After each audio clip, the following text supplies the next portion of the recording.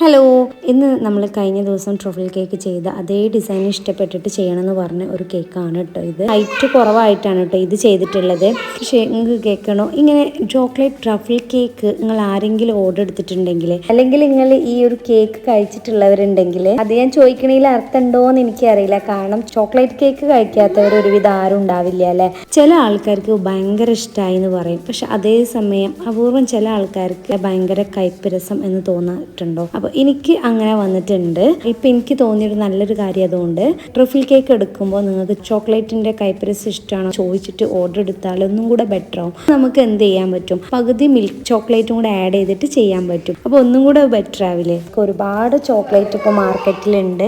അതിൽ chocolate കൈപ്പരസ് ഉള്ളതുണ്ട്, കൈപ്പരസ് ഇല്ലാത്തതുണ്ട്, imported chocolate ഒക്കെ ഉണ്ട്. അപ്പോൾ നമ്മളത് ചോദിക്കുക, അല്ലെങ്കിൽ നിങ്ങളത് പറയുക. അപ്പോൾ നമുക്ക് ഒന്നും കൂടി ഇഷ്ടപ്പെട്ട ചോക്ലേറ്റിൽ തന്നെ നമുക്ക് കേക്ക് ഉണ്ടാക്കാൻ പറ്റും. അപ്പോൾ താങ്ക് യു ഫോർ വാച്ചിങ്.